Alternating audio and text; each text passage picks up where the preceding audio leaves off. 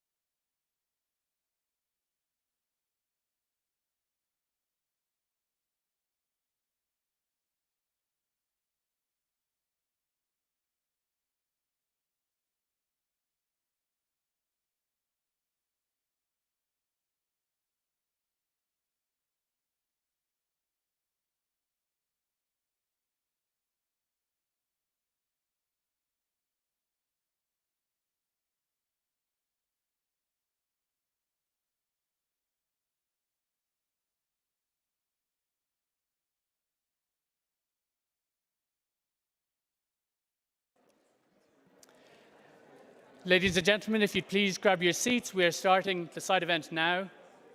Hope you've all received a sticker so you know where you're sitting. Noting the group allocations that are posted on the screen. We're running behind, so please take your seats straight away. Thank you.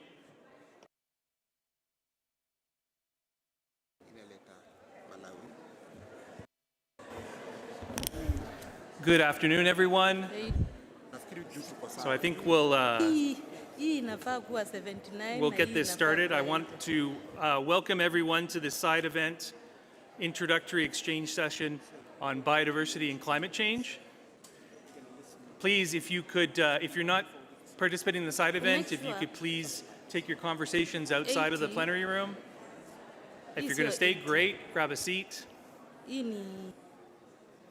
You'll see someone from the Secretariat handing out stickers with colors on them.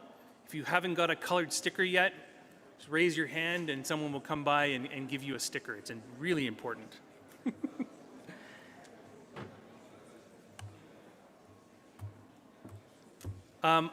So my name is Scott Wilson, and along with Prudence Galega from Cameroon, we've been asked to co-moderate this session today, this afternoon. We're honored to have been asked to do this and want to thank everyone for coming today and participating. We want this to be informal. I think this is the last time you'll see us up here on the stage talking. We want this to be laid back and fun and to have an interactive exchange on views on the issue of climate change and biodiversity. We're going to start with some brief presentations, but most of our time is going to be in breakout groups. That's what the colors are for, so we'll get to that soon. So we want to maximize the amount of time that all of you participants will have to talk with each other and really get interacting and exchanging those views on this important issue of climate change and biodiversity. With that, I want to turn first to our substitute chair, Senka Baradonovich. I hope I pronounced that properly. Senka, over to you. Thank you, Scott, very much for your kind words. It is my pleasure to welcome you here on this side event. As you are aware already, this SBSTTA Bureau is trying to contribute to improvement of scientific and technical discussion during the SBSTTA conferences. And this plan and this side event is part of it. We had a pleasure to have a workshop on May 11th to hear outcomes of 3 acting groups. But for that, we had results in front of us. And that was a great. For climate change issue, which is really very, very important, we had discussion on SBSTTA 25, and now we try to hear more views, but in one informal exchange. SBSTTA Bureau had a long discussions how to organize it, and we made a plan. This side event is first part of this plan. Now we need to hear from you. We need to hear your views about this attempt of SBSTTA Bureau, and we need to hear your views about how we will proceed further with this issue. Also, we need to take into account that many processes are going outside of CBD, and we hope to hear more about this from Acting Executive Secretary. With this, I will thank you again for coming here for this side event and wish you successful work.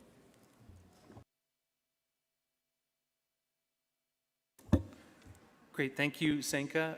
We'll pass things on to our Acting Executive Secretary, David Cooper. Thank you very much, Scott, and thanks to you, Scott and Prudence, for facilitating this side event, and thanks also to the SBSTTA Bureau for this initiative. We know that the issues of climate change and biodiversity loss are inextricably linked. There's been many decisions over the years from the COP, informed by this body of SBSTTA, to examine these interlinkages in terms of the impacts of biodiversity on climate change, in terms of how protection of biodiversity and of ecosystems can contribute to climate mitigation, and even more so, climate adaptation. And we also know that we need to be careful in looking at our measures in responding to the climate crisis in terms of the impacts they can have, positive and negative, on biodiversity.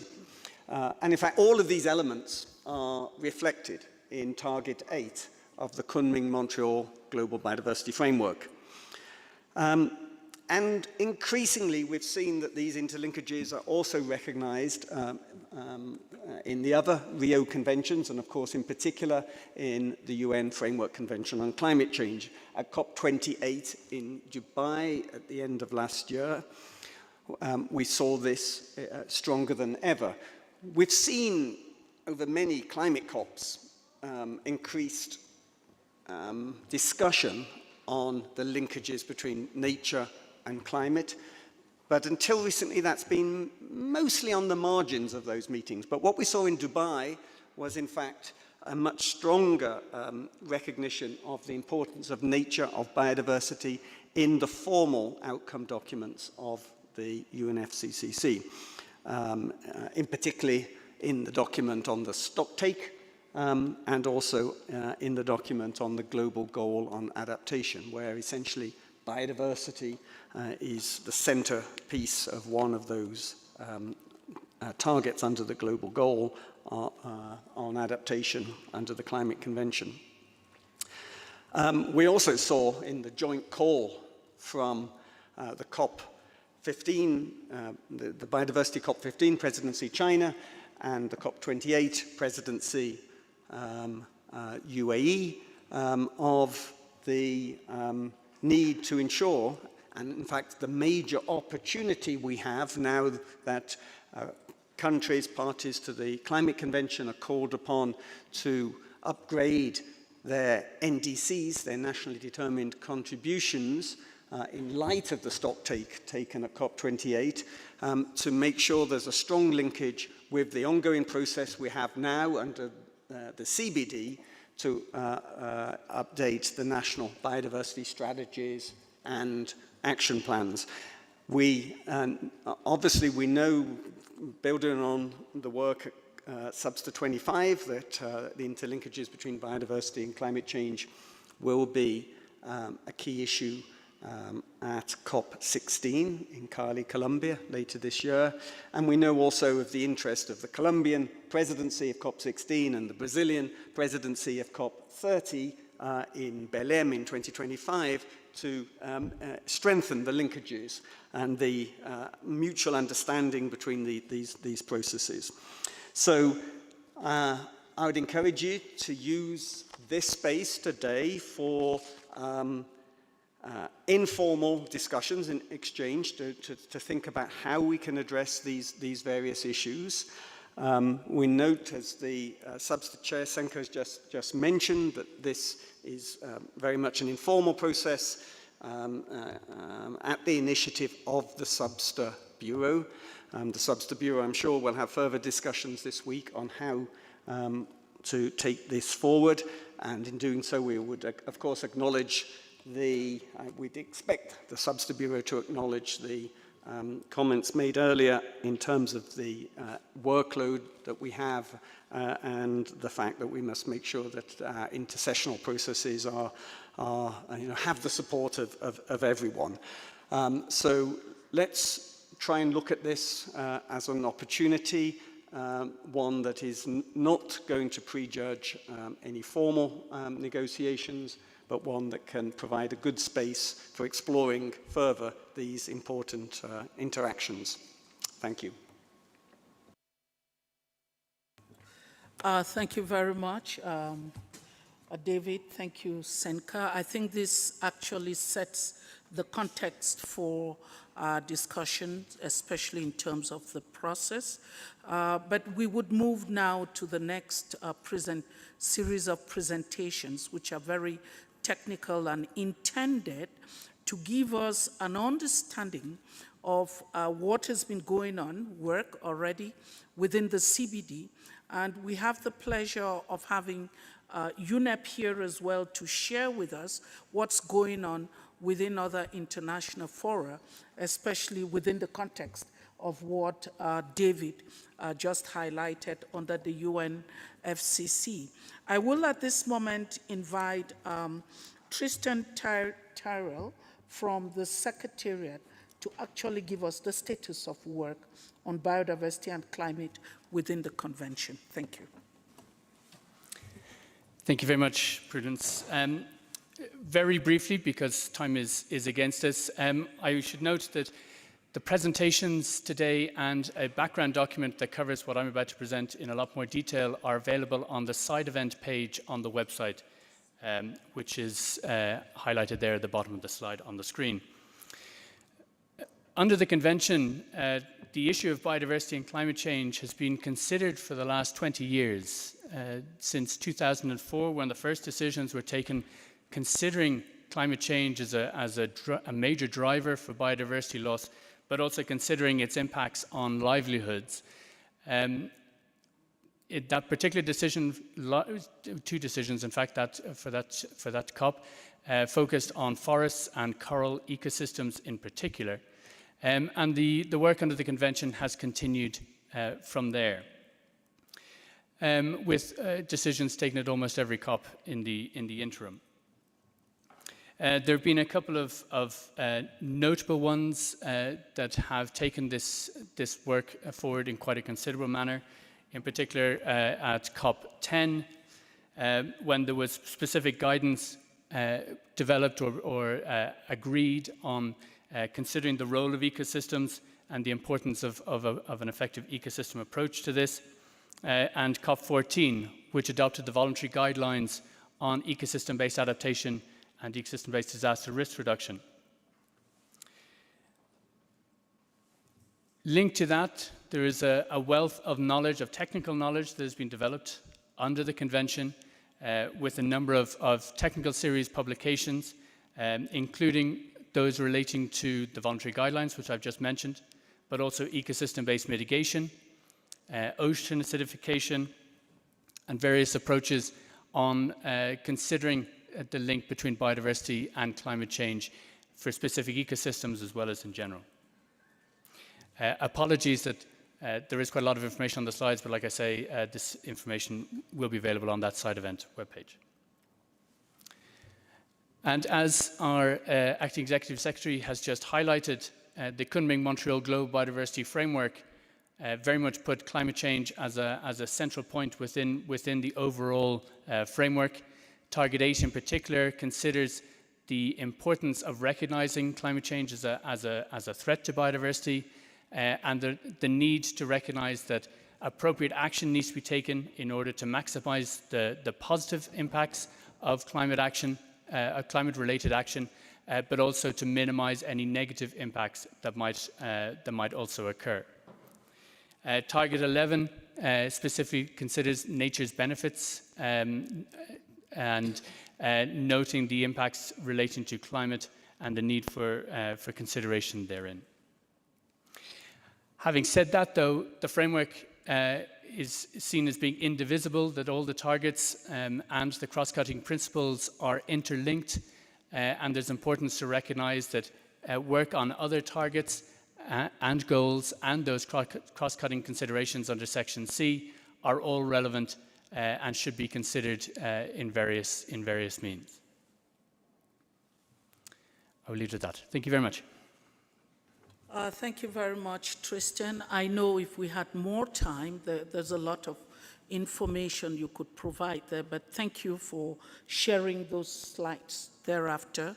I think the essence is to see what information exists already within the CBD. We may now at this time call on Nicholas.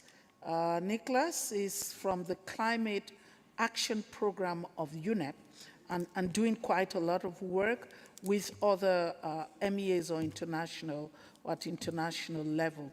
Could we, Nicholas, have an understanding of what's coming out of those international fora? Thank you. Thank you, Prudence. Indeed, I'll have just a few slides on this. But so looking at the nature-climate linkages in the other international fora, and I want to start with the Intergovernmental Panel on Climate Change and their 6th assessment report that came out in 2022.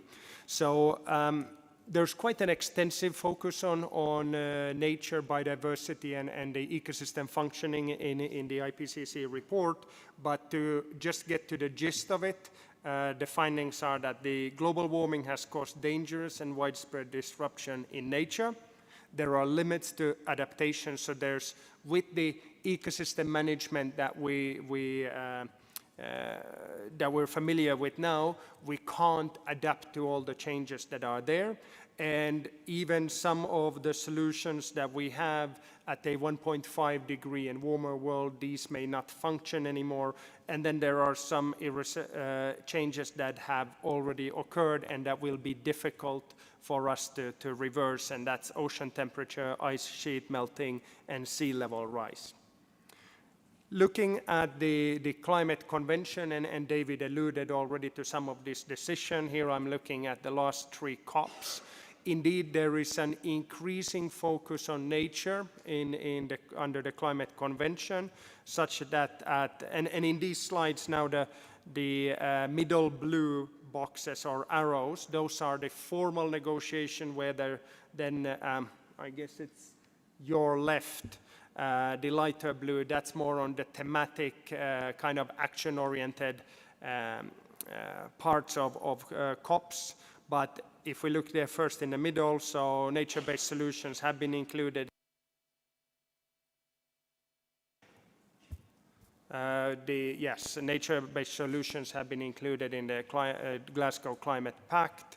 In 2027, there was a text on including nature in nationally determined contributions, long-term strategies, and national action plans. And finally, in the Dubai COP, the global stocktake recognized, noted, and emphasized solutions on nature-based solutions. And quite a bit of money has been pledged from 19 billion at COP26 to then 4 billion at the latest COP.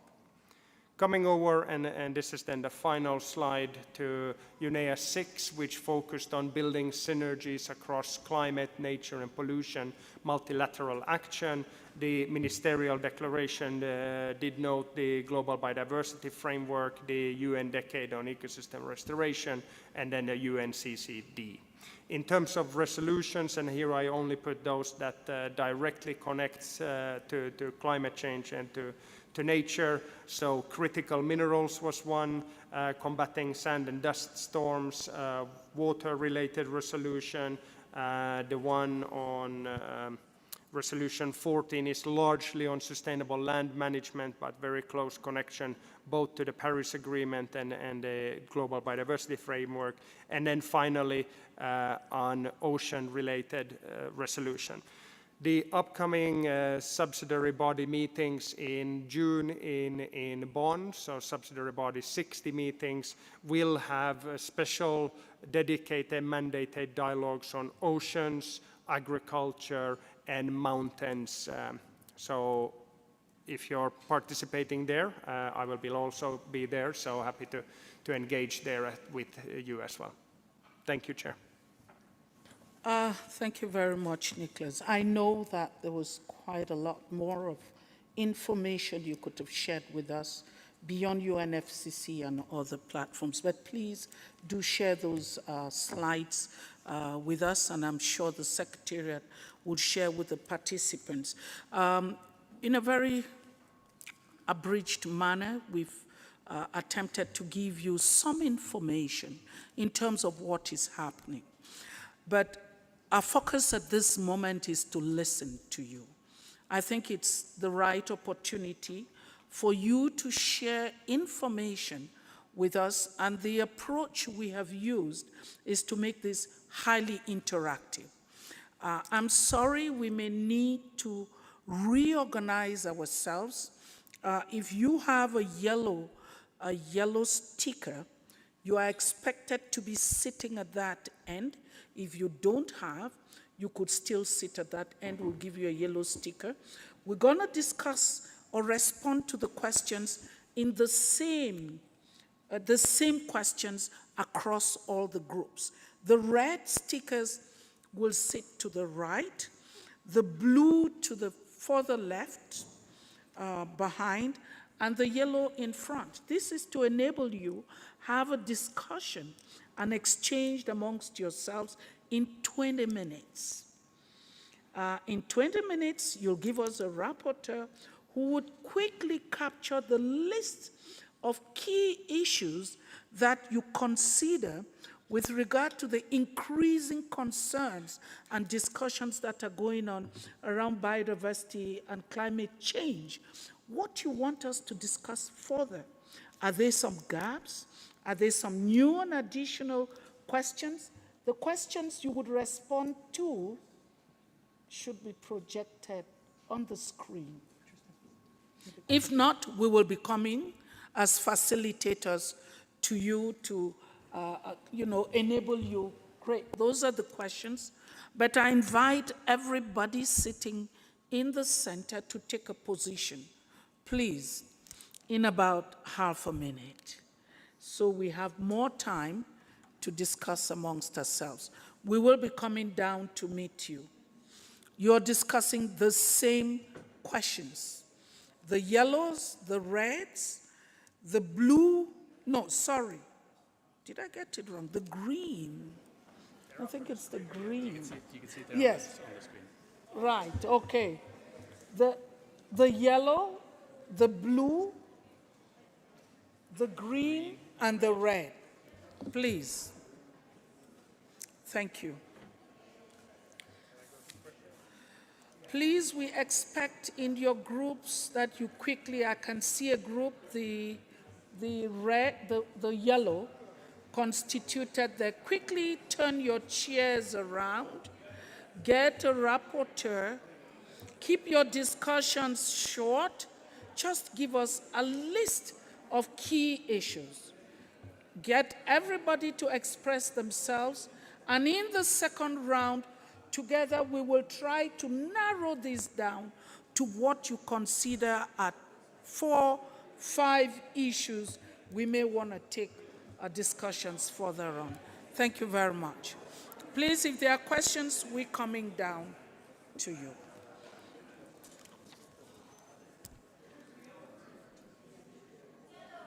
Yellow is here, the yellow, the red. No, that's the yellow, right? That's the yellow. I see the yellow, and this is? That group sitting there, that's the red group. This is red, Yeah. yellow, red, Greens are forming just here. green, Blue. and blue. Yes, green and blue, yellow and red. Thank you very much.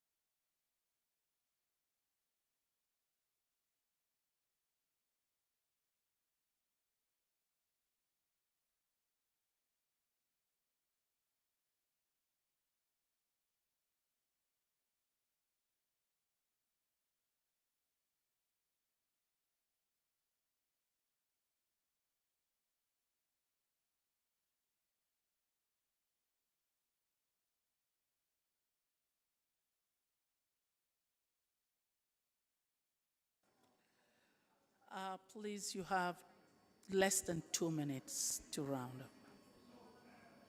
2 minutes.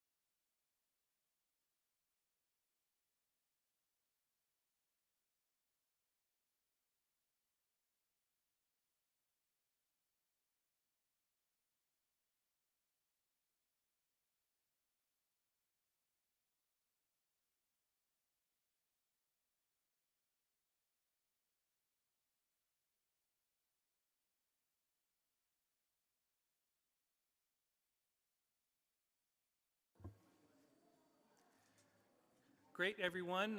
In your groups, if you can stay where you are. Please, those that are standing, maybe grab a seat around that same area. We're going to start with the reporting back. If everyone can wrap up, please. We're going to have more time to continue the discussions. Great. So maybe, you know what, I'm going to put the red group. We're going to put you on the spot to start. And so again, we don't want, you can stay more or less where you are. If you just push, so the red group, if you push a button on one of the microphones, we'll activate the microphone for you, and we're going to ask you fairly quickly in a couple of minutes to give us a synopsis of the list of issues that you talked about. So please go ahead. All right. I mean, we were really a very, very active, very talkative group. Our downside was probably that we did not stick 100% to the questions, but I tried my best, and I looked to all my fellow collocutors here to correct me if I'm wrong. So first, we were actually thinking about data. Data is really the key and super very important, and very often, unfortunately, they are not available in the disaggregated manner, also to be important on the regional and local scales. For example, when you think about implementation of green infrastructure. We also said that we should think about developing the scaling of nature-based solutions, and then also have in mind the interactions of different drivers, for example, invasive alien species and climate change. And people also pointed out that there are areas where actually climate impacts are now moving faster, pointing, for example, the impacts in the Arctic and pointing to the growing wildfires. We will probably see a lot more still during this year. Then we draw on the IG Target 8, in particular this part where it says on minimize the negative and fostering the positive impact on climate action. That's something where really we need the full collaboration of our partners in climate change in order to really achieve this target. We need collaboration, but we also have to accept that it's money that talks. Then people pointed out there's various sources that are existing there in terms of science, IPCC, IPBES, other papers, so we really do have the knowledge, but why? The idea is, why is it not really taken up by policy? And there was the idea of perhaps certain application might be a possibility to use. What we find is very, very important is the mainstreaming of all this knowledge and of all the knowledge about the tools, etc., which we have in other organizations. So we really must not only keep to ourselves, but we also need to get all this knowledge to the other organizations. And we also need to make sure that there's this scientific exchange on the right level. For example, all the conventions, they have their scientific bodies, and we find that these scientific bodies should actually regularly interact. I mean, meaning the SBSTTA and the SBI of all these other conventions. Then the reaction to this was that sometimes the resources are missing to do exactly that, but I mean, there's an agreement that that would be something very important. Somebody pointed out that the issue, water, I mean, people unfortunately here in Kenya live to this. I mean, water, it's either too much or too little. So water is really the issue. Another one, ocean acidification, something that is not very much talked about under the UNFCCC, unless only in the ocean dialogue. But that's here where it really, because it has such a immediate impact, so this is something where we should really put more notice on. Then there was the mention that we should develop the ecosystem characteristics in order to increase biodiversity in our ecosystems. And when we speak about guidances, it should be better targeted to the specific groups. But we didn't really go into detail on how this could be done. And there was the mentioning that in our current existing work programs, I mean, as state as we are, we need climate change actually influences all the other work programs.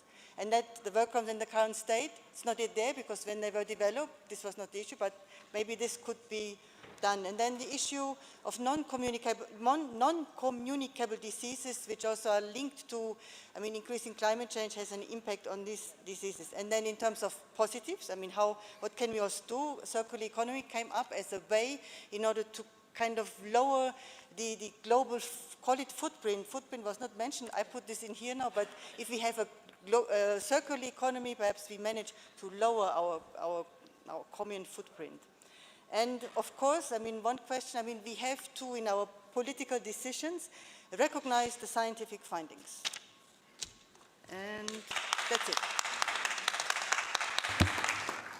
Great, thank you. That was, I know it was a lot of information in a very small amount of time. If you could bring those post-it notes up here. Marquetta here from the Secretariat is helping. We're trying to write down everything, and we want to make sure we get it right. And then hopefully we'll be in a position, you know, as we do this live, to put kind of the big list from all four groups up on the screen for the next round of discussions. But if I can go to the back, I believe that is Team Yellow. If you can just ask for the floor. There we go, Team Yellow. Hi, everybody. I'm representing Team Yellow. Thank you to all my colleagues. We were a mixed group of participants. So if I do miss out something, please take the floor and add on if I missed out something. So we basically also answered these questions in collective in ways because there were a lot of synergies between what they were addressing. So one of the first was that this could possibly be limiting. And I think it also needs to bring in the socio-economic issues, which also needs to be considered within the scope of discussions that we are undertaking. The other one was on mainstreaming. So we also looked at how elements of mainstreaming of biodiversity and climate could be done, and the group discussed quite a few areas to cover. One was on the guidance, and this was strictly from our Africa delegation, saying that that the voluntary guidance on NBS is needed. So if there is a possibility to provide that, because that is to develop their NBSAPs, and because NBS is all over the place, so they would want to see a voluntary. So exchange within between climate and biodiversity at the technical level. So there also may be an important aspect to address the exchange of information, the technical part, the different various focal points, national focal points of climate, biodiversity, I'm going to include maybe land. And also the bodies like the IPBES and IPCC, so how that could be a collaboration there. Then there was also a discussion around a nexus approach, and an idea that maybe it would be very important to have discussions ongoing on these nexus approaches like this one, like ocean and climate, climate and biodiversity, food and health, to kind of also help this discussion. The other one was cooperation, strengthening the synergy work of the convention, and one of the colleagues talked about the recent burn process and how that has been also more engagement of the UNFCCC this time and building those linkages. And also a proposal that maybe for the IPBES could be a possibility to have a proposal for them to take a gap analysis whenever the next work is, to look at the gap analysis of post-2020 of these issues between biodiversity and climate. So I hope I did a little bit of justice, but I would request anybody else to add if I missed out. Great job, Team Yellow. Thank you. And again, Marquita here is just frantically writing things down and trying to capture everything. If you have stuff on notes, you can bring them up. That would be great. Or figure out how to get it to the top here so we make sure we reflect everything as we try to get this master list going. So I'll go to the back to Super Team Blue. Over to you guys for a quick summary. And just push one up there. Hello. Hi. So I had the pleasure of kind of informally chairing this group of really geographically diverse participants from NGOs and parties. So really happy to say that a lot of what we found has already been highlighted by the other two groups. So I'll try to keep this short. Our comments kind of flow around three main groups. One on the costs and benefits, which I'll explain in a minute, one on implementation support, and one on national level policy implementation. So on cost and benefits, it's really about the science. So what are the benefits of certain practices on nature and biodiversity and climate change that we can better elaborate? One example was biotechnology in the agriculture sector. Another was nature-based solutions and the need for a concrete metric. Also the point on geoengineering, how that as a climate solution should be really taken into consideration, its impacts on biodiversity as it relates to the marine space especially.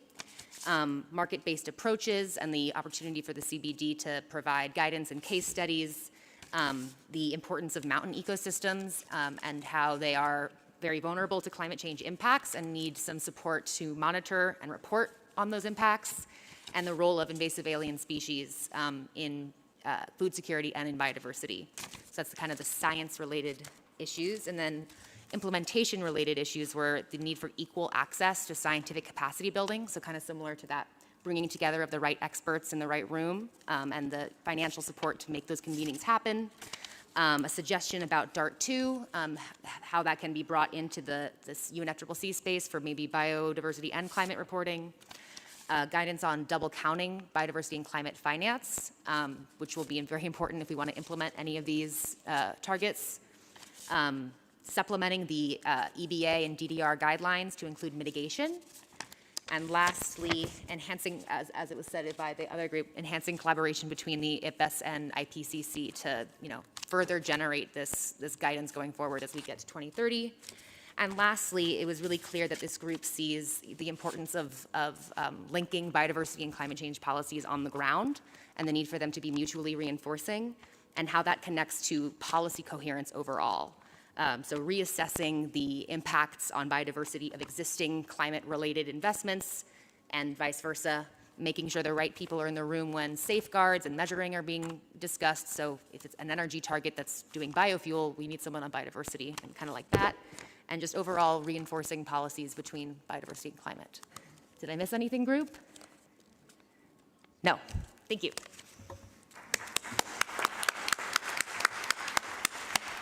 Great job, Team Blue. I really appreciated, making the connections with the other groups, and I thought the grouping of in those 3 groups is really interesting. Thanks. Well done. And I told, Team Green that they had lots on their shoulder being the green team, right? So we'll see here. Team Green, over to you. Yes, thank you very much, and I'd like to thank my colleagues for the very good discussions that we had, and I will try to best capture everything that was said.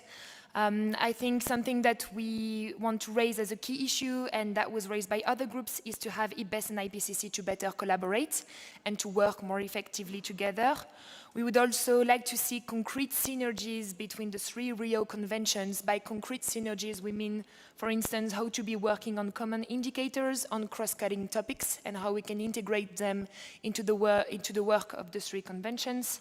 How to best align NDC and NBSAP, but also to better align climate reporting and biodiversity reporting. How to also mainstream climate and biodiversity at the urban and local scale, also in the context of increasing heat waves in the cities. Generally speaking, what are the metrics to best measure biodiversity benefits into climate projects? For us, this should be strengthened, especially when we talk carbon markets and how biodiversity is included in them, but also the private sector actions in their climate adaptation and mitigation projects. How can we better link the carbon credits and the biodiversity credits discussion? And how can we learn from the carbon credits experience to really well-inform the biodiversity credit discussion? Also, the alignment of climate finance and biodiversity finance. How do we create better synergies on them? And finally, how do we concretely address trade-offs in our global multilateral discussions between biodiversity and climate as well? I will stop here. Thank you. Great job, Team Green, and both Team Blue and Green. If any notes that you have, if you want to bring them up here to share with the Secretariat, so they make sure they've captured everything, that'd be great. I know I'm asking Marquetta a lot. I know she's frantically trying to type and come up with some type of list. Our original idea was to get you guys to go back to your groups, and then we were going to ask you to think about the whole big long list and come up with 2 or 3 which were the most important. I think, because we started late and because we have like a hard stop at 1:45 because people are going to be coming in, we're going to jump and try to do this in the big group, right? Just because we won't have enough time to have those group discussions and then come back. And so as soon as Marquetta is ready, we're going to try to share her screen. It's going to be a very, very long list. So we might start without having it on the screen. But the big question that we want to ask all of you is, if there was to be a space for informal dialogue, an informal discussion and exchange of views on these topics, and we know, we've heard over and over again, limited space, limited time, limited resources, right? So if we had to boil all this down to 2, 3, maybe 4 issues, I'd like to hear some views about what those are. After we've heard from the 4 groups, what are the ones that are kind of bubbling to the top of the list? And you can just, whatever chair you're sitting at, you can ask for the floor. And I'd like to start hearing some views. Like, what are the, if you have a view on this one is the most important to me. Any thoughts? Go ahead, just push your button, and then you'll be given the floor. Yeah, I think it came from Dream Team Green as well, but I think there is a sense in this room that the scientific technical bodies, is it then IPCC or IPBES or SBSTTA with 1 T or 2 T, we are not working enough together. So the scientific evidence or the scientific work on personal level with these scientific on biodiversity and climate change there needs to happen something. We are working too much in silos, and that goes to the word mainstreaming. So I think that's one thing which came in my mind as well. Thank you. Thank you very much. So one idea is breaking down those silos between the two scientific bodies, IPBES and IPCC, and how we can support that. And that's a good idea, yeah. Any reactions or other ideas? Remember, the idea is, what are the 2, 3, maybe 4 top items that maybe we want to have further discussions about informally? What are the things that you heard in the last 15 minutes that really resonated with you? No, people like the small groups, eh? Maybe in the back corner there, team yellow, any thoughts? Or sorry, team, yes, yellow, yes.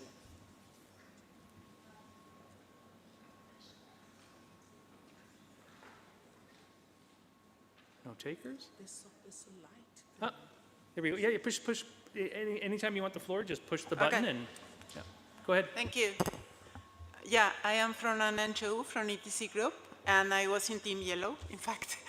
And I think that one issue that the CBD really needs to get a serious consideration again is the issue of geoengineering, because this is already being considered. Several techniques have been considered into the UNFCCC, marine geoengineering into carbon markets in UNFCCC that will have devastating impacts on marine and biodiversity, marine ecosystems and biodiversity. They are also being considered not to use them, but to prevent them in the London Convention on ocean dumping.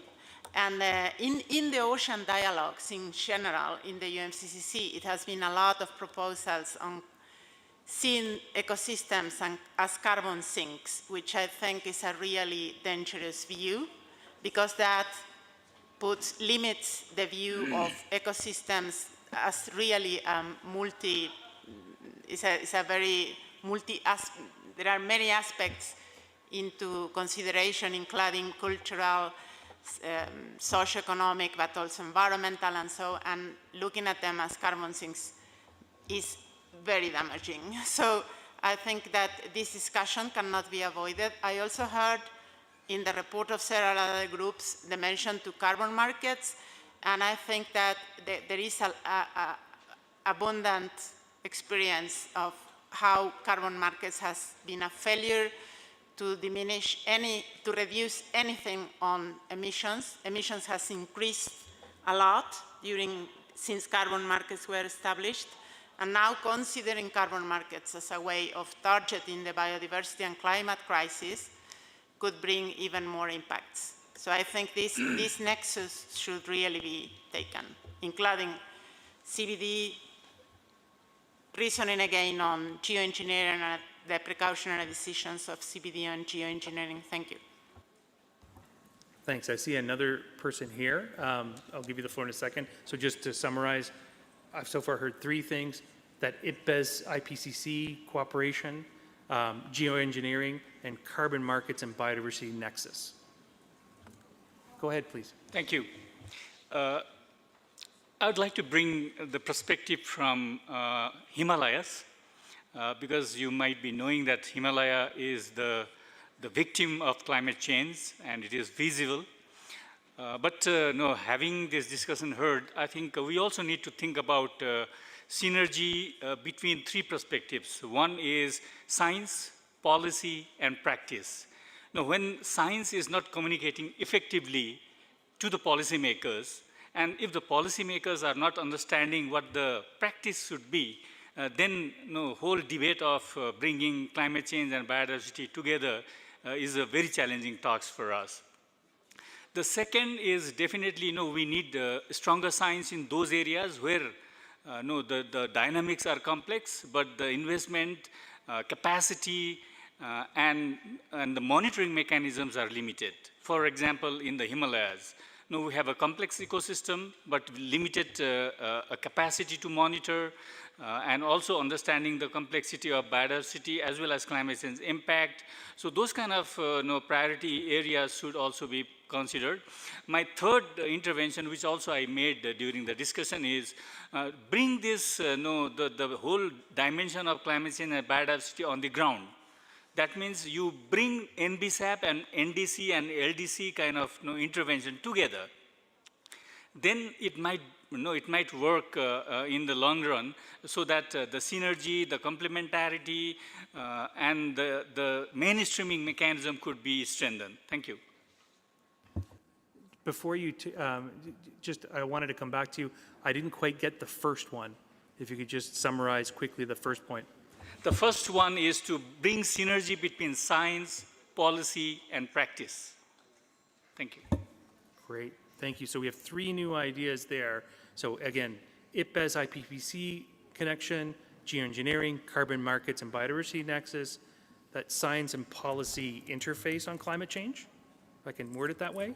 Climate change science and monitoring capacity, and then also the synergies between NBSAPs, NDCs, LDC, kind of a synergy there. So we got 6 topics there. So again, we want to spend probably another couple of minutes getting some views, but also I'd like to hear some reflection on those topics. Are those the right ones, or are there different views as well? Yeah. There you go. Yeah, go ahead and push your button and they'll give you the floor. In the back there. Sorry, got one here. Is it me? Yeah, go ahead and then we'll go. Yeah, I want to share a Gambian experience as to how we are able to integrate climate change activities and biodiversity. I am implementing a project called Conservation and Restoration of Mangrove Ecosystems in the Gambia through RED+ mechanism. So in this process, what we are doing is we are planting degraded mangrove areas, but we already have an agreement with Ørsted company in Denmark, who signed an agreement that they will buy our carbon credit after when we generate it.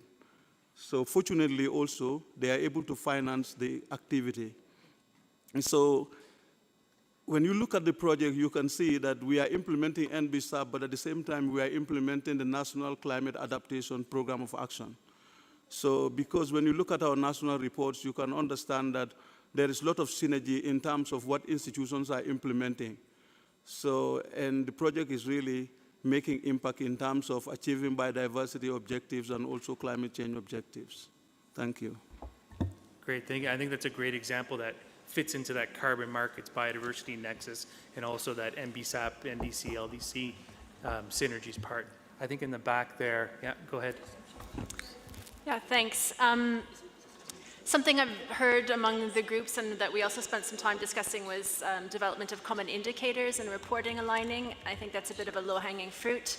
It was also something that came up really a lot during the Burn 3 conference, where we had the privilege of a bit more than an hour and a half to discuss these synergies and interlinkages and opportunities we have. So use of and development of common indicators and simplifying reporting among